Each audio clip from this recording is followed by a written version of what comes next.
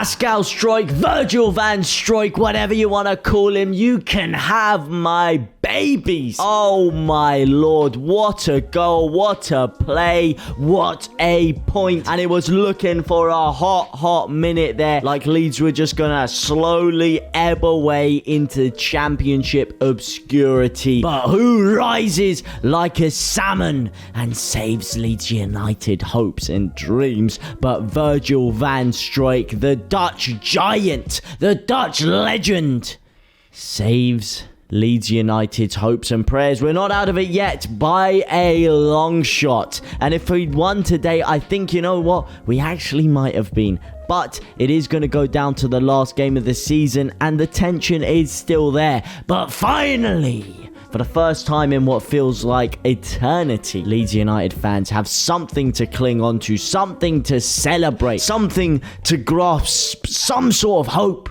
from, some sort of optimism. And that was massive. That was massive because that game right there was getting toxic. It was getting toxic like waste. It was looking like a full-on chemical puddle. The football was not very entertaining in the first half. It wasn't very entertaining throughout the whole game, really. Brighton, I mean, look, some Leeds fans may say we're unlucky not to get the win, especially with that ball bouncing off Cooper's face from the first few minutes there, from that first corner we got. Gelhardt going for a bikey, smacks into Cooper's face. You honestly couldn't write it. You couldn't even think of anything more Leeds United than blocking a goal-scoring opportunity off your opponent's goal line. But you got to look at the other side of the equation as well, and that is that Brighton missed a plethora of sitters. Yeah, not one, not two, not three, not four, but probably even about 6, 7, 8. I lost count by the end of it. And the big one, it's the 85th, 86th minute. The ball comes across. It's a beautiful cross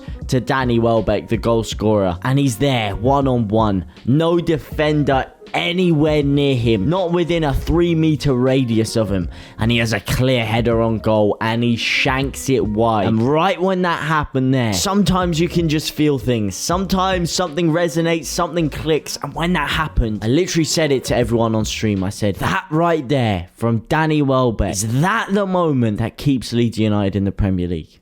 Is it? Is that right there the moment? Because no doubt about it, had he scored that, Leeds would not have come back and got a point. We wouldn't have got 3 points. We wouldn't have got anything. We would have been defeated, down and done. Now look, had you asked me at the beginning of the game, would you take 3 points? Had you asked me 4 games ago, you'd be walking out of these next 4 games with just 1 point. I would punch you in the face. I would spit in the face. I would do anything I could to show my disgust at what kind of putrid idea that is. But as the game went on and we were trailing for a good 70 minutes there or so, and it just looked like we were ebbing away. It looked like the fight was draining out of us. Anything we tried didn't come off. We missed big chances. We were unable to create a lot of good goal-scoring opportunities. And it just looked like everything was going against us. And the way that happened right at the end there, you know what? It makes the point almost as if it was worth 2 points. Yeah, because of the manner in which it came, because of the fact that it's given us a slight glimmer of hope. At the very least, it takes it to the last game of the season. It does at the very least. We've still got to win that. We do have to win that last game of the season. And I think if we do win it, we are up. We're safe if we win it. Because I don't think Everton are going to pick up more than 2 more points throughout the remainder of the season. I really don't. I really don't think Everton do. Which is why, actually, contrary to a lot of the stuff I was saying before, had we won today, I actually think we might have been safe by now. I think we might have. Which is sad to look at it in that sense. But the way we did it at the end there, is that filling you guys with optimism? Is that filling you guys with hope? The way that we managed to claw it out at the end there, does that signify more than what a point signifies? Does that show something more to you? Does it mean more because of the manner in which we got it? Does that prove we're going to stay up? Is that the goal that keeps us up? Is that the goal that leads to another goal against Brentford? But look, before we do go into that, we do have to address the glaring facts here, and that is that we were poor for a lot of the game. Yeah, very uncreative, very uncreative, and it's looking more and more apparent that our failure to replace Pablo Hernandez is starting to cost us. We were getting stuck under the ball every single time. Not stuck under the ball, the ball stuck under our feet.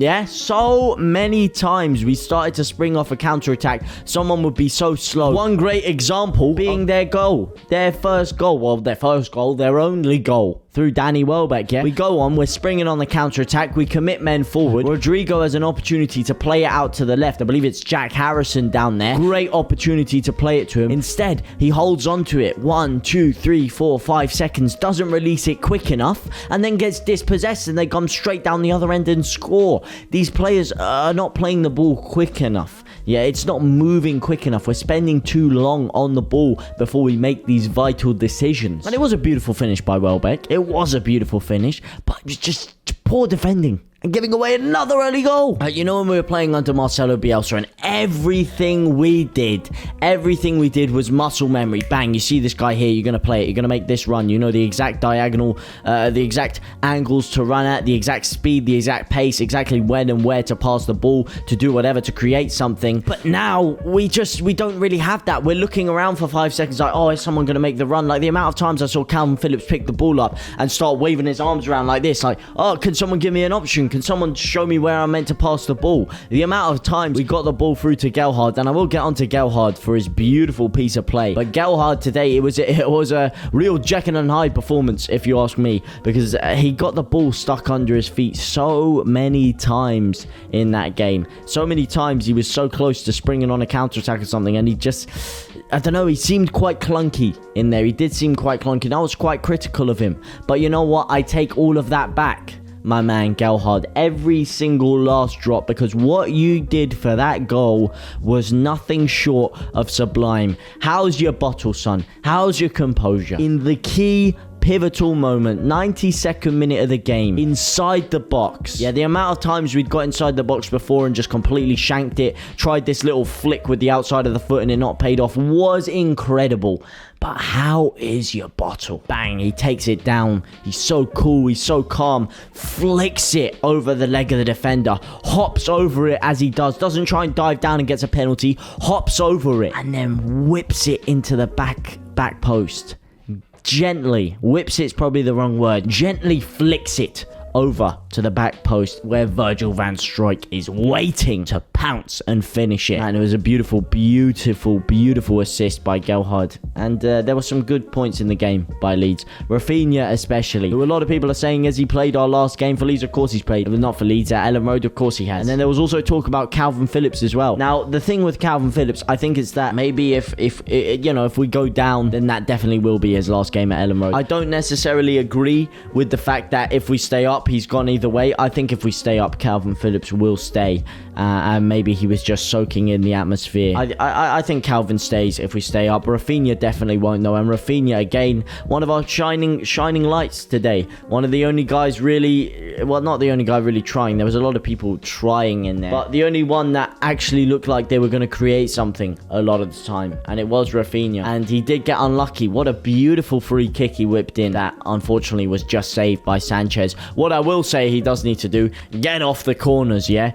Get him off the corners. The amount of times he hit the first man was sensational, yeah? Get him off them. Get him off these Rory Delap throw-ins as well, all right? Get someone with some serious shoulder strength in there, yeah? Get someone doing the old bench press to give that a go, all right? Because he's trying it. He's not getting the distance on it, I'm afraid. Look, I've got nothing against these Rory Delap throw-ins, but Rafinha's not your man to take him. Rafinha is not the man to take him. But what are your guys' thoughts, huh? Who did you think our best player was? If you had to choose a best player, who did you think it was? And I know there's a lot more negatives that we could probably talk about in the game, especially defensively, especially in the midfield, especially our inability to hold on to the ball a lot of the times. But in the second half, there were also a lot of positives. You know, we did play a lot better in the second half. In the second half, Brighton were limited to very few chances. We actually managed to create a couple of chances. Again, the problem is not putting them in the back of the net when we did have them, a la Klitsch and Gelhardt and Harrison, but we still created them nonetheless, and that's something for Leeds, something we haven't done in ages. But it's a tough one, and I really want to know what you guys have to say down below. I know there's a lot of talk about Marsh, a lot of hate for him, a lot of XYZ said about him, and you know what, the football hasn't been great, and he's made some mistakes. He has made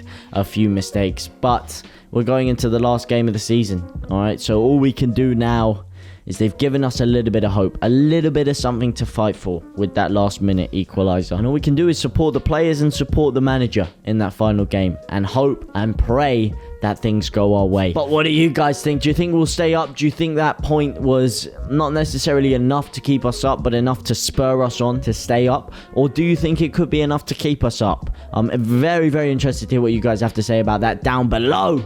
But for now, guys, it's been your boy JT, and I will see ya very, very soon. Au revoir, my brothers and sisters.